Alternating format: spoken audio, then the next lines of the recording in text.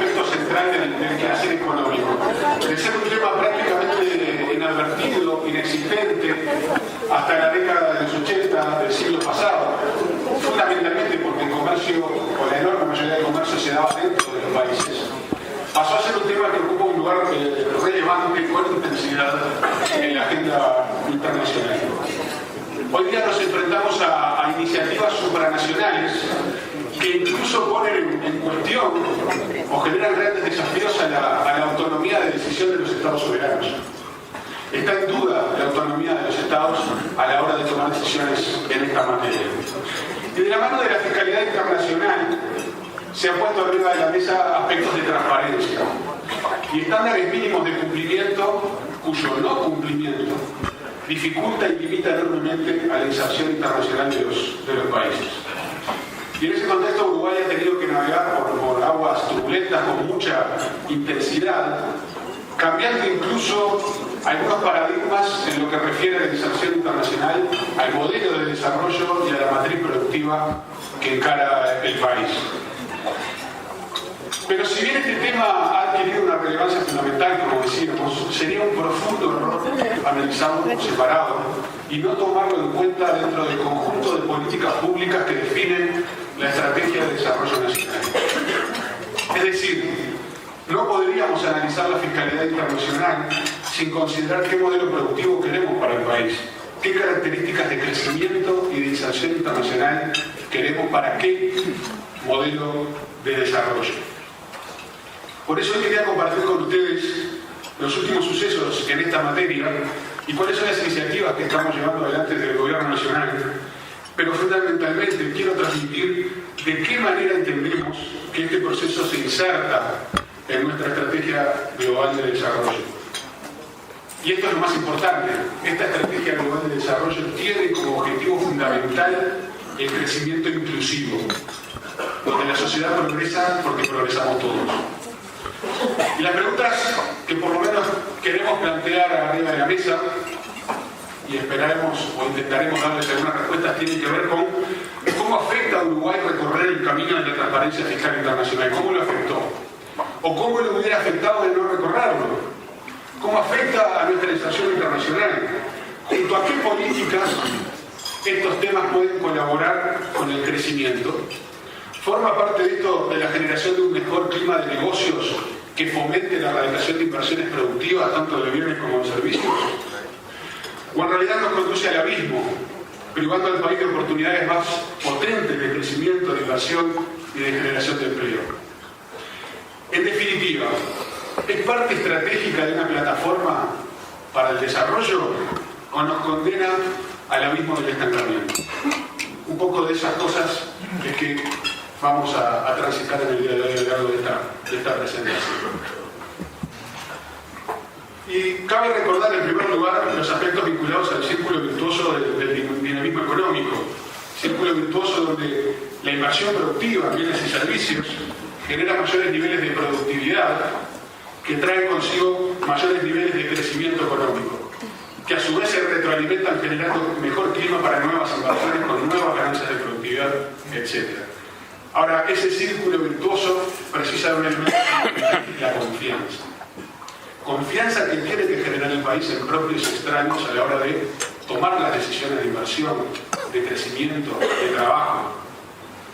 Y esa confianza tiene que ver con políticas públicas que son absolutamente fundamentales para potenciar este círculo virtuoso. Y eso tiene que ver con la calidad de las instituciones, con el apoyo estratégico al desarrollo productivo y la innovación y la facilitación del clima de negocios. Dentro de este aspecto, dentro de esta estrategia global, es que se inserta todo el capítulo de inserción internacional del país y dentro de eso los aspectos vinculados a la fiscalidad internacional.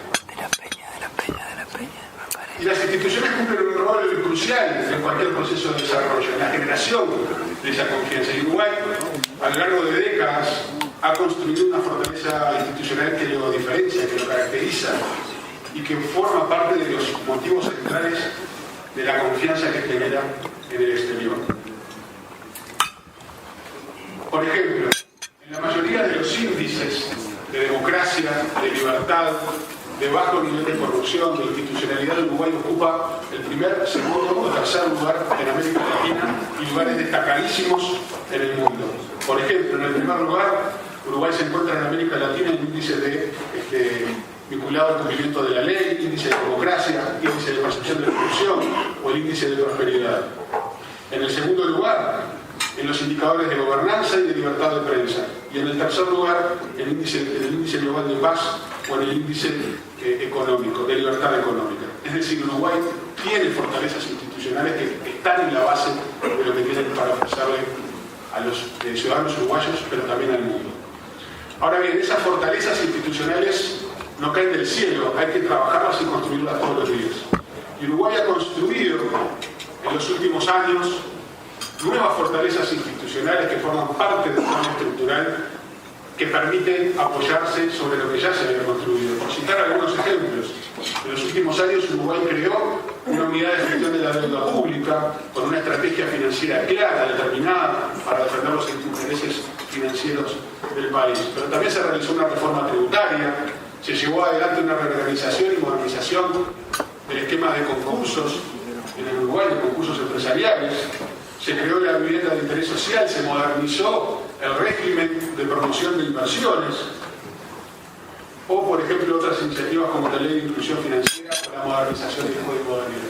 Estas son reformas estructurales que se han llevado adelante en los últimos años y el proceso continúa, nunca se detiene. Por eso, en la última ley de presupuesto y en las sucesivas revisiones de cuentas, seguimos trabajando en esas reformas estructurales. Por ejemplo, en la creación de una Secretaría Nacional de Ambiente, Agua y Cambio Climático, la Secretaría Nacional de Ciencia y Tecnología, la modernización de la Secretaría Antilavado y contra el combate del financiamiento del terrorismo, el proyecto de gobierno 100% electrónico, modernización del régimen de zonas francas, la ley que crea el sistema de competitividad, la modernización del mercado de seguros o la reforma del mercado del pueblo de Uruguay. Son todas reformas que contribuyen a generar más fortalezas institucionales en el país. Ahora bien, por otro lado tenemos, y voy a comentar en esta presentación que dará a disposición, toda esa línea de tiempo implica lo que ha ocurrido a nivel internacional con los aspectos vinculados a la fiscal. Y aquí veremos cómo estas cosas van convergiendo con la estrategia del país, que también es fruto no solo de aspectos conceptuales, sino también de momentos históricos, de un contexto histórico determinado. En el año 96, por primera vez el G20 le pide a su Comité de Asuntos Fiscales que genere una definición de países no competitivos sobre la tributación, cosa que hace para el año 98. ¿Qué quiero decir con esto? A partir del año 98 recién hay definiciones de paraísos fiscales en el mundo. Esto nos muestra que es un tema absolutamente novedoso, moderno, y que se ha desplegado con una velocidad y con una intensidad pocas veces vistas en otros procesos internacionales. Y esto llegó luego hasta llegar a nuestros días, a procesos donde se generan listas negras, listas grises de países no cooperantes. Se exige a los países primero la firma de acuerdos para el intercambio de información entre determinado número de países, después se les exige a los países que firmen acuerdos con los socios relevantes en materia económica, y luego se les exige que intercambien información de manera automática con todo el mundo. Estas iniciativas son llevadas adelante fundamentalmente a través de la OCDE, organismo que tiene en sus integrantes a los países que representan más del 80% del PBI del mundo. Por lo tanto, la alternativa aquí es absolutamente pragmática, además de principios. ¿Puede un país pequeño necesariamente abierto al mundo estar por fuera del 80% del PBI mundial? Esas son una de las preguntas que permanentemente tenemos que contestarnos a la hora de continuar avanzando en estos temas. Y este camino no termina con estas iniciativas que yo les planteaba, tiene que ver también con avanzar en la nominatividad de las acciones al portador de la sociedad sociedades anónimas, tienen que ver con determinar quién es el beneficiario final de una sociedad anónima, y otras iniciativas como el marco inclusivo DEPS, que tienen que ver con temas de transparencia, el uso abusivo de convenios para evitar la doble imposición o el ayornamiento de la normativa de precios de transferencia. Es decir, estamos en una película que se ha desarrollado con complejidad, pero que seguramente tiene varios capítulos más todavía de aquí. Uruguay ha tenido o tuvo un enfoque que ha cambiado con el tiempo. Y aquí no pretendo hacer apreciaciones de valor o juicios de valor, sino que simplemente describir cómo, para un determinado contexto histórico, el enfoque de Uruguay fue uno, y con un contexto diferente el enfoque pasa a ser otro. Uruguay tuvo durante mucho tiempo un enfoque de plaza financiera, con un sistema financiero que estaba concebido de manera aislada y al cual se supeditaban otros sectores de actividad, con un país fundamentalmente inserto en la región, y ese sistema financiero tenía un cierto cero a la opacidad, y producto de esa estrategia teníamos un secreto bancario al servicio de la misma, muy rígido, que no solamente era sobre los depósitos, sino también sobre los créditos, es decir, un enfoque mucho más rígido. Obviamente, este enfoque también se trasutaba con normativa que se fue desarrollando a lo largo del siglo XX en Uruguay, reitero, no fundamentalmente por un enfoque conceptual, sino por un contexto histórico. Mal podríamos hablar de que Uruguay era un paraíso fiscal en la década del 50, del 60 del siglo pasado, cuando la definición del mismo recién ocurrió en el año 98. Por lo tanto, este enfoque fue cambiando a medida que el mundo fue cambiando. Y aquí vemos, por ejemplo, ese hilo conductor a lo largo del tiempo. En 1948 se crea la normativa que permite la creación de las AFIS en Uruguay. Luego, en el año 56, se flexibiliza el tope para que puedan adquirir deuda pública. Se le da en el año 64 luego un tratamiento preferencial en cuanto a los requisitos de capital. En el año 82 se consagra en Uruguay el secreto bancario. Es importante recordar que recién ahí aparece el secreto bancario en Uruguay, antes no existía. Se excluye en el año 89 las AFIS de lo dispuesto para el resto de las sociedades, esto es la ley 16060 de sociedades comerciales, y en el año 90 se les permite realizar actividades comerciales para luego en el 93 eliminar el tope de adquisición de deuda pública que tenían. Es decir, hay un hilo conductual a lo largo de décadas que ofrecía ese sesgo a la opacidad. Producto de ello, Uruguay, en el año 2004, y esto tiene que ver con la línea de tiempo anterior de fiscalidad internacional, fue declarado en el Foro de Berlín de Transparencia Fiscal Internacional como un país no cooperante, como una plaza financiera no cooperante. Y eso tenía que ver con determinadas características de nuestro país.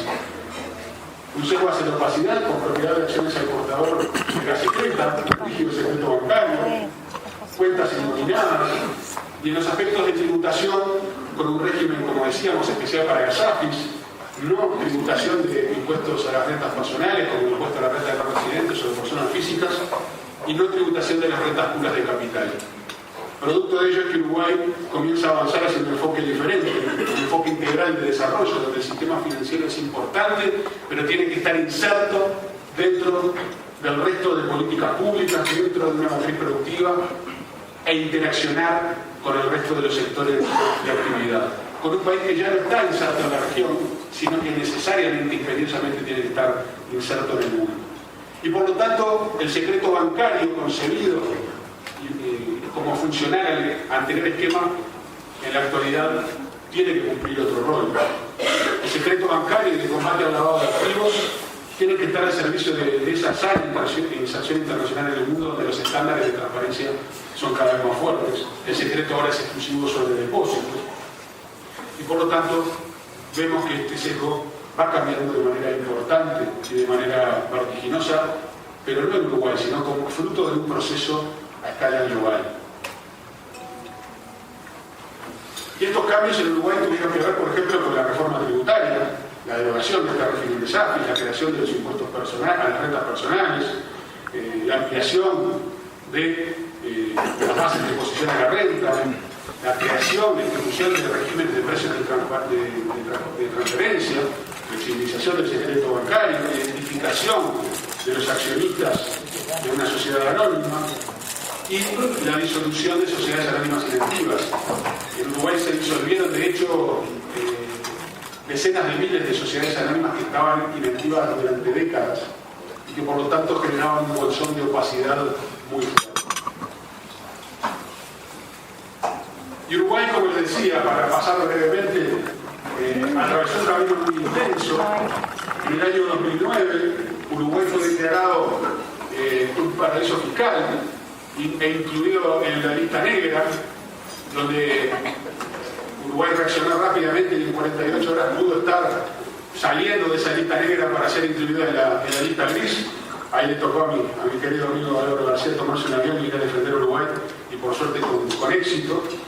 A partir de ahí comienza un proceso que tiene que ver con la regulación del acceso de la administración tributaria a la información bancaria, con la regulación del intercambio de información a nivel internacional.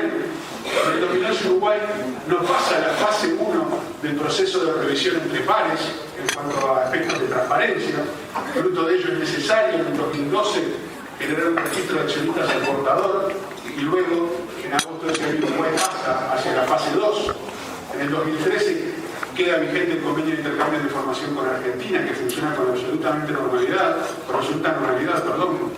Se comienza el proceso de la fase 2, el cual Uruguay aprueba en el 2015, y de estar en listas negras o listas grises, Uruguay pasa en ese año a ser miembro pleno del Comité de Asuntos Fiscales y del Centro de Desarrollo de la ONU. Este es un cambio radical en cuanto a la imagen que el país ofrece en solo 6 años en estos temas. Pero este proceso continúa. En 2016 Uruguay pasó a formar parte del marco inclusivo BEPS, y como otra nueva muestra de la imagen que hemos ganado en estos aspectos, en una de las principales iniciativas del marco inclusivo BEPS, Uruguay fue elegido para ser parte del comité de dirección de estas iniciativas en representación de toda Latinoamérica. Claramente estamos dejando mucho mejor posicionado al país, cuando necesariamente para poder colocar el trabajo de los uruguayos a través de las exportaciones y para poder recibir inversiones, tenemos que estar a la altura de las circunstancias. En junio de este año, Uruguay adhirió a la Convención Multilateral para la asistencia mutua para el intercambio de información. Y una muestra bien importante es que no por unanimidad del sistema político, no todos los votos del Parlamento fueron a favor, pero sí hubo votos de todos los partidos políticos a favor en este tema. Y esto me parece que muestra a las claras cómo esto se transforma en una cuestión de país. Y en el 2017 Uruguay comenzará a adherir a los estándares de intercambio de información automática para realizar los primeros intercambios en septiembre del 2018, lo cual le permitirá llegar a la revisión entre pares de la fase 3 de la OCDE en las mejores condiciones, lo cual ocurrirá en el año 19. Pero no solamente los aspectos de transparencia fiscal internacional son importantes, como decíamos, esto tiene que ir inserto junto con otras medidas. Por ejemplo, basta ver lo que tiene que ver con el combate al lavado de activos. De las 40 principales iniciativas del GAFISUR, Uruguay en la evaluación del 2006 cumplía plenamente con 17 de las 40 recomendaciones. En el 2009 pasó a cumplir con 29. Y de no cumplir 15 pasó a no cumplir 2. Uruguay también ha tenido avances notorios en esta materia, y esta película continúa también con, por ejemplo, la institución del delito fiscal como delito precedente de lavado de activos, o lo que tiene que ver con algo que converge con las iniciativas de transparencia fiscal internacional, como es la definición del beneficiario final de las sociedades anónimas. Ahora, cuando todo este proceso comenzó, algunas iniciativas comenzaban a llevarse adelante, y producto de que estábamos frente a algo nuevo, obviamente había perspectivas diferentes y expectativas diferentes. En algunos casos se sostenía que esto era importante por los aspectos de inserción internacional del país. Y en otros casos se decía que esto iba a afectar enormemente el crecimiento de Uruguay. Bueno, hoy con el diario del lunes podemos ver qué es lo que ha pasado. Y la primera pregunta que nos tenemos que hacer es si el proceso de transparencia ha afectado al crecimiento. Bueno, Aquí tenemos en una gráfica, y esto es bueno verlo en términos históricos, durante la segunda mitad del siglo XX, el promedio de crecimiento de nuestra economía fue algo superior al 1% anual de la PIB. Durante el periodo al que hacíamos referencia, que ocurrió el proceso de transparencia fiscal internacional, el promedio de crecimiento fue de 5 puntos del PIB. ¿Podemos decir por esto que gracias a este proceso Uruguay creció más? No. Pero sí podemos decir que el proceso de transparencia fiscal no afectó al crecimiento de nuestra economía. ¿La transparencia afectó a la erradicación de inversiones en Uruguay? Esta es otra pregunta que también nos hacíamos al inicio de este proceso y que hoy podemos contar con elementos para contestarla. Y de vuelta, durante la segunda mitad del siglo XX, la inversión bruta de capital fijo tuvo en promedio, fue en promedio de algo más del 13% del PIB. Durante el proceso de transparencia fiscal internacional ese valor subió a 20% del PIB.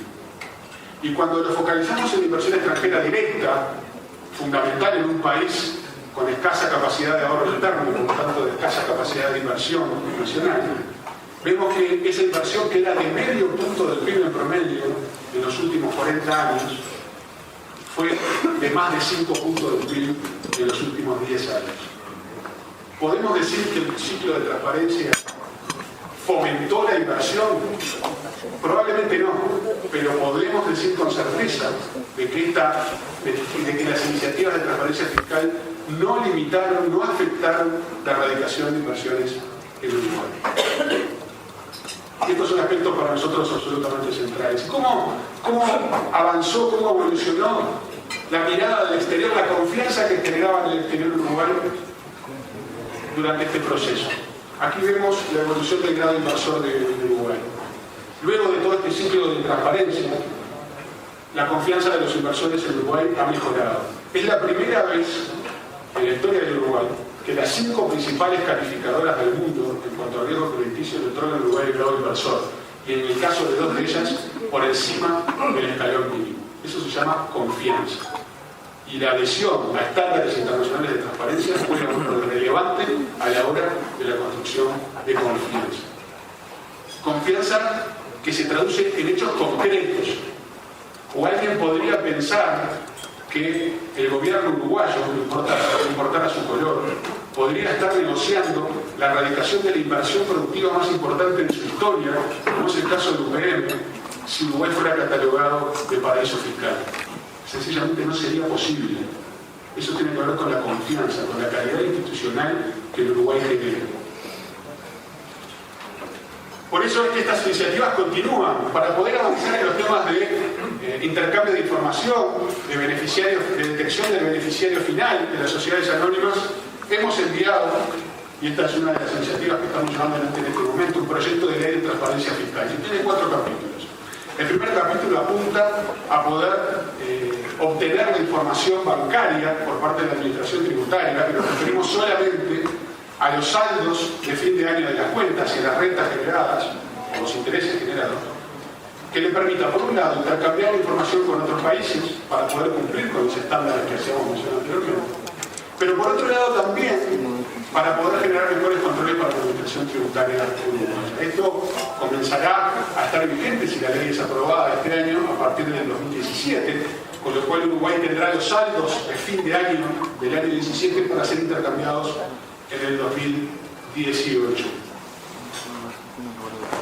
En segundo lugar, también establece esta ley la obligación de determinar el beneficiario final de las sociedades anónimas. Aquí a lo que se trata de llegar es a la propiedad efectiva de las sociedades anónimas, de quién son en definitiva las acciones, porque muchas veces las acciones de una sociedad son propiedad de otra sociedad, que a su vez son de otra sociedad y de otra sociedad. Bueno, hay que determinar toda la cadena societaria hasta llegar a las personas físicas. Eso nos permitirá también contar con mejores elementos a la hora de realizar los controles y de cumplir con los estándares internacionales. Un tercer capítulo tiene que ver con el desincentivo a la utilización de sociedades de paraíso fiscal en nuestro país. Y en estas iniciativas, en el punto 1 y 2, que mencioné anteriormente, son funcionales al cumplimiento de estándares internacionales. Este tercer punto no es necesario para cumplir con estándares internacionales, pero tiene que ver con una lógica de fortalecimiento institucional, tiene que ver con una lógica de reputación del país a nivel internacional que le permita insertarse de la mejor manera en el mundo. Y por eso es que desincentivar la utilización de sociedades de paraíso fiscal en nuestro país es funcional a un esquema de desarrollo productivo para un país inserto en el mundo de la mejor manera. Por eso la utilización de sociedades de paraísos fiscales la desincentivaremos a través de un mayor peso tributario, por ejemplo, cuando para el comercio internacional, tanto para las importaciones como las exportaciones, se pongan en el medio sociedades de paraísos fiscales, no importando cuál es el origen o el destino de las import o de las export, porque muchas veces se utilizan estas sociedades en el medio para dejar rentas de manera artificial o artificiosa en estas sociedades de baja o nula tributación. O por ejemplo, cuando estamos frente a sociedades de paraísos fiscales que meramente son tenedoras de inmuebles en nuestro país, que cuando se venden las acciones de las mismas no pagan ningún impuesto en Uruguay, se reputarán estas ventas como rentas de fuente uruguaya para que paguen impuestos como cualquier hijo de vecino en nuestro país. A quienes sean tenedores de inmuebles en este tipo de sociedades y opten por mantenerse con un sesgo a la opacidad, tendrán que pagar más impuestos del patrimonio. Por poner un ejemplo, quien tenga una propiedad, por decir algo, una casa en Punta del Este y la tenga en una panameña, va a tener que pagar más impuestos que quien la tenga a nombre personal o a nombre de una sociedad uruguaya o de otro país que pague impuestos cumpliendo con los estándares internacionales. Quien quiera mantenerse bajo la opacidad tendrá que pagar por ello. Y otro capítulo tiene que ver con la adecuación de los regímenes de precios de transferencia para poder contar también con mayor información a nivel internacional del comercio de las empresas multinacionales. Esto nos permitirá también poder realizar mejores controles.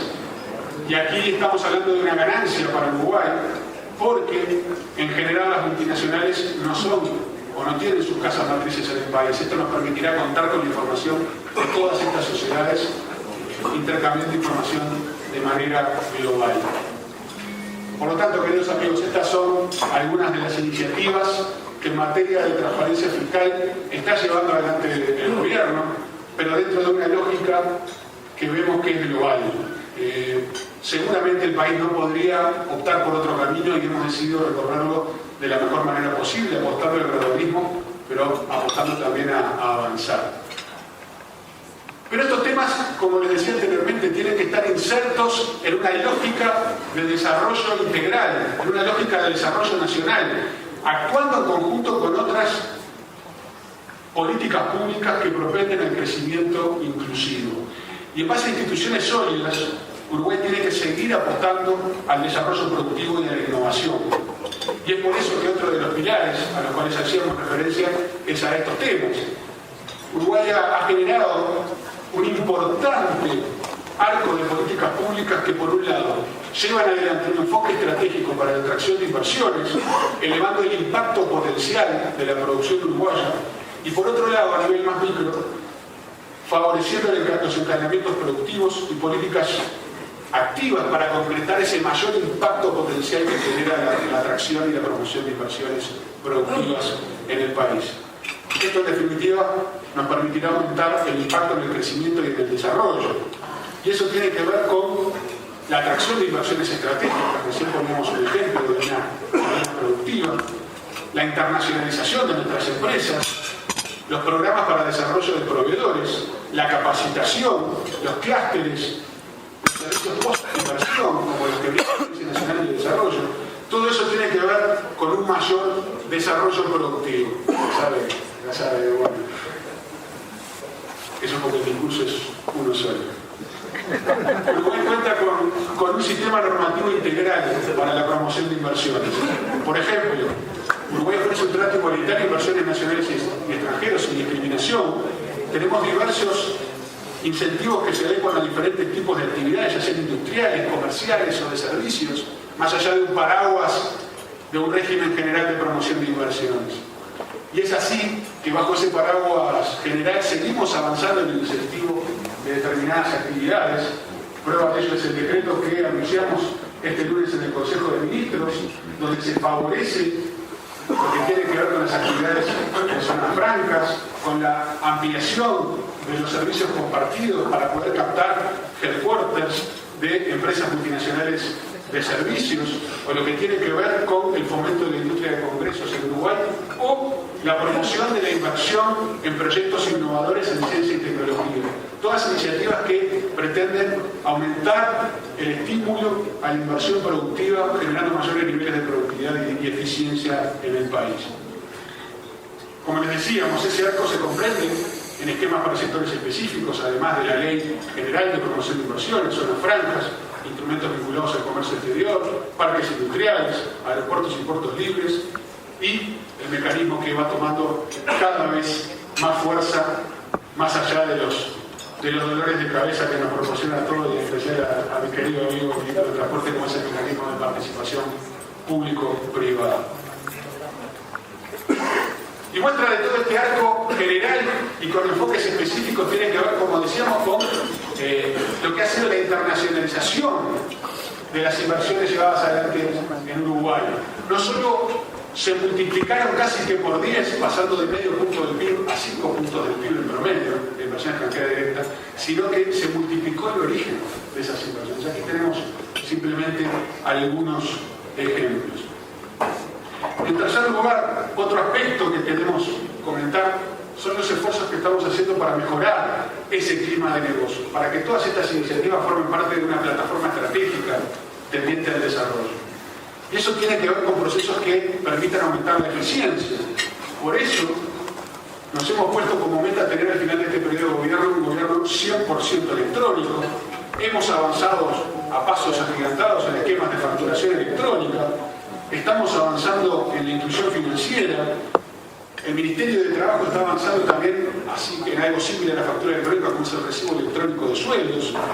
Estamos trabajando en mejora de procesos de trámites, a los cuales haré referencia brevemente, o por ejemplo a la unificación de las planillas de trabajo y del Banco de Previsión Social. Es decir, un conjunto de iniciativas que facilite la realización de negocios en nuestro país, las cuales se complementan con la promoción de inversiones y con el esquema de inserción internacional basado en la transparencia. Y todos estos aspectos tienen que ver con cambios que mencionaba, que hemos implementado: gobierno electrónico, reforma tributaria, reforma de la aduana, creación de la ventanilla única del comercio exterior, facturación electrónica, etc. Ahora bien, esto es lo que hicimos. Estamos orgullosos, pero no es suficiente. Uruguay continúa teniendo problemas en lo que tiene que ver con la facilitación de negocios. Hay aspectos en los cuales Uruguay tiene que dar un salto cualitativo y estamos trabajando con ello. Lo primero es reconocer que tenemos aquí problemas. Y esos problemas se traducen, por ejemplo, en la ubicación del país en determinados rankings internacionales, como es el Doing Business. Uruguay tiene en algunos casos una ubicación que no condice con la estrategia general que les estoy comentando. No condice con esa estrategia general el estar ubicados en el puesto 153 en los aspectos de comercio transfronterizo a nivel mundial, o en el puesto 160 en lo que tiene que ver con los permisos de construcción, o en el puesto 100 en lo que tiene que ver con el registro de propiedades. ¿Cómo facilitamos estas cosas? ¿Cómo mejoramos estas cosas? ¿Cuáles son los objetivos? Los objetivos son poner a Uruguay en el podio de América Latina en estos rankings para el año 2019. Y eso tiene que ver con una agenda que dé prioridad a aspectos que estaban rezagados. Trabajar por procesos, no por trámites en cada oficina pública, sino por procesos interinstitucionales que le simplifiquen la vida al ciudadano y al empresario. Tiene que ver con una rentabilidad de los procesos, como decía, con rentabilizar la ventanilla única de comercio exterior. El comercio transfronterizo, en el cual está tan mal ubicado Uruguay, tiene que ver fundamentalmente con un aspecto que fue analizado para la construcción de ese índice y tiene que ver con las exportaciones del país. Fundamentalmente en lo que tiene que ver con la exportación de carnes. En un país donde cada vaca tiene un chip, el trámite para la exportación se realiza con formularios que deben ser llenados en una máquina de escribir. Es inaceptable.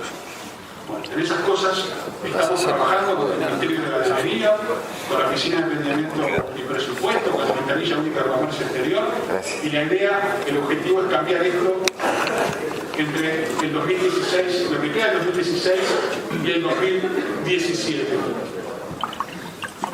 Como decía, nos ubicamos en el lugar 160 para permisos de construcción, en un país que necesita avanzar enormemente en la construcción de infraestructuras. También estamos trabajando de manera interinstitucional para eliminar un montón de procesos, algunos cambios ya han ocurrido, como lo que es la habilitación de bomberos, con un cambio radical en la forma del sector. Y por lo tanto esperamos llegar al 2019 con una mejora sustancial en estos rankings, pero no por el ranking en sí mismo, sino porque de fondo vamos a simplificarle la vida a los contribuyentes, a los ciudadanos, a los que invierten, a los que arriesgan, a los que innovan. Estos aspectos además se complementan con un arco interinstitucional que colabora al desarrollo de las empresas. Por mencionar algunas instituciones, Uruguay 21, la Agencia Nacional de Desarrollo, el INEFOC, la COMAC, la Agencia Nacional de Innovación e Investigación. Este es un arco que apoya a las empresas uruguayas. Pensemos en una pequeña empresa, en jóvenes emprendedores que pueden contar con el asesoramiento de la ANI y con subsidios para su proyecto innovador, pero a su vez pueden contar con el apoyo de Uruguay 21 para la internacionalización de sus proyectos, o pueden contar con el INEFOC para capacitar a sus trabajadores, o pueden aplicar a un proyecto de inversión para obtener beneficios tributarios en la COMAC, o pueden contar también para lo que tiene que ver con una cadena de desarrollo de proveedores a través de la Agencia Nacional de Desarrollo. Es decir, de vuelta, no solo generar un clima de negocios, sino fortalezas institucionales que fomenten el crecimiento y la inversión productiva en el país. Es dentro de ese esquema, dentro de la interacción de todas las políticas públicas que conseguimos los aspectos de fiscalidad internacional de los cuales hacemos referencia en una primera instancia. La inversión y el crecimiento, queridos amigos, son medios potentes para continuar el proceso de desarrollo inclusivo en el Uruguay. Y ese círculo virtuoso al cual hacíamos referencia inicialmente, de inversión productiva, mayor productividad y crecimiento, tiene que estar cobijado, protegido, potenciado por varios factores a los cuales hemos ido haciendo referencia en algunos casos y en otros todavía no. Eso tiene que ver con la estabilidad macroeconómica, que tiene que estar al servicio y es una pata fundamental de estos aspectos. Tiene que ver con la calidad institucional que entre todos forjamos todos los días. Tiene que ver con las reformas estructurales que tenemos que llevar adelante. Tiene que ver con la infraestructura necesaria para poder apoyar estos procesos. También tiene que ver con un fuerte y potente esquema de promoción de inversiones, con que también desarrollemos esto de una manera medioambientalmente sustentable.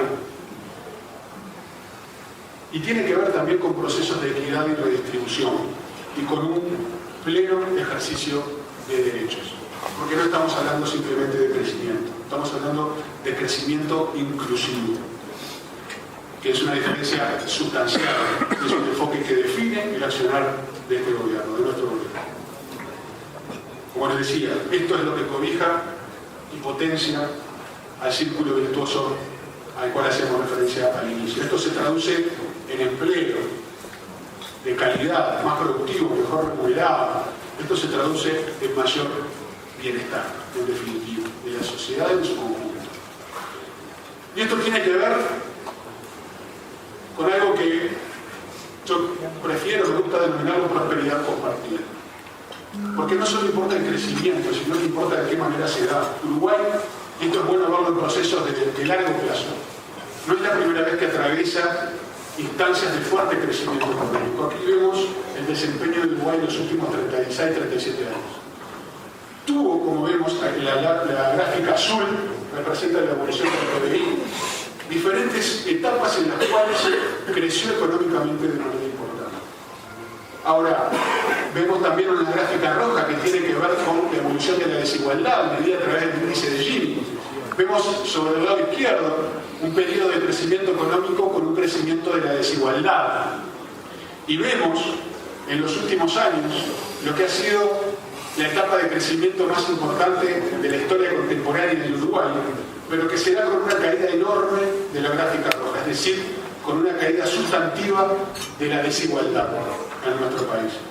A eso nos referimos con crecimiento inclusivo, porque igualdad social y dinamismo económico no deben estar reñidos entre sí. Es necesario crecer para igualar, pero es necesario igualar para crecer. La igualdad de derechos y oportunidades promueve la cohesión social, y una sociedad integrada es, en definitiva, una condición necesaria para una mayor convergencia productiva. Y la transformación estructural, a la que hacía referencia durante la presentación, es fundamental para potenciar el crecimiento y construir la igualdad. La generación de condiciones para el crecimiento y la igualdad presenta, a mi gusto, por lo menos 3 aspectos que quería compartir con ustedes. Esa generación de condiciones para el crecimiento y la igualdad, en primer lugar, es una construcción. Hay que construir condiciones para el crecimiento y la igualdad. Y esa construcción es, en definitiva, una construcción política. Es una construcción que implica poner en práctica acciones deliberadas para llegar a ese objetivo y a ese resultado. En otras palabras, esto no cae del cielo, hay que construirlo. En segundo lugar, por esta misma razón, es que el Estado está llamado a jugar un rol fundamental en esta estrategia de desarrollo. No con una visión estatista, pero no delegando responsabilidades que son innatas, que son fundamentales y esenciales del Estado, convocando sí al sector privado, por supuesto, porque el resultado de las políticas públicas es, en definitiva, el resultado de decisiones que tomamos todos los días.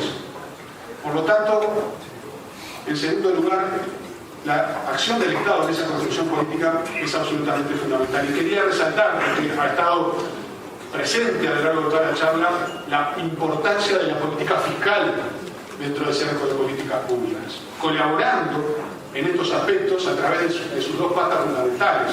Esto es, a través de la política de ingresos y de la política de gasto. Cuando se trata de temas como la producción, la instrucción, el empleo, esto resulta un instrumento absolutamente fundamental. ¿Y cuáles son las líneas estratégicas para llevar adelante estos aspectos? Y yo quiero señalar 3. En primer lugar, como hacía referencia, al crecimiento con igualdad. En segundo lugar, a la apertura de la economía. Y en tercer lugar, a la apuesta por la excelencia, al conocimiento tecnológico, a la innovación, entendiendo esto como fuente de competitividad, de eficiencia, de productividad. Y por supuesto no hay que trabajar con esto en una lógica de siglos, de políticas estancas. Lo fundamental es trabajar en la conexión estructural, en la conexión estructural de todos estos procesos. Pero teniendo presente, además, que esto implica crecer, colaborar con el crecimiento, pero no solo teniendo en cuenta el crecimiento de por sí, sino, y esto es tan importante como crecer, definiendo de qué manera crecemos, cómo crecemos. Hay que analizar los diferentes factores que nos llevan a una cierta tasa de crecimiento, poniendo el acento en la estructura productiva y no solo en el nivel absoluto. Por poner un ejemplo, no es lo mismo crecer siendo una plaza financiera que crecer siendo un país que tiene una matriz productiva diversificada. No son lo mismo los derrames que se generan en el conjunto de la sociedad. Necesitamos impulsar una estrategia productiva, una especialización productiva que al mismo tiempo tenga la capacidad de irradiar hacia la economía y hacia la sociedad en su conjunto conocimiento tecnológico, innovación y progreso. Porque esto en definitiva propende al aspecto central, al aspecto fundamental, que es a la generación de empleo de calidad, bien remunerado. Y el empleo de calidad y bien remunerado es la llave para la igualdad, es la llave maestra para la igualdad. Por ello, y con este enfoque, es que continuar con el proceso y la potenciación del proceso de erradicación de inversión productiva en Uruguay, tanto de bienes como de servicios, es absolutamente fundamental. No como un mero ejercicio económico, sino como la creación de oportunidades de empleo de calidad para los uruguayos. Ahí está la llave maestra para el crecimiento inclusivo, para la prosperidad compartida. Porque no solo en lo social se juega lo social. Lo social tiene también que ver con el conjunto de políticas públicas, con la estabilidad macroeconómica, con la promoción de inversiones, con la coordinación de la política industrial o laboral, etc. Queridos amigos, estos eran los aspectos que quería comentar con ustedes dentro de la estrategia que lleva al país adelante para tener un crecimiento inclusivo. Y por eso la transparencia fiscal está inserta dentro de esa estrategia global y no la concebimos como un abismo hacia el estancamiento, sino que lo concebimos como una plataforma inteligente hacia el desarrollo nacional. El crecimiento inclusivo es el horizonte, el cambio estructural el camino y la política la herramienta. Muchas gracias.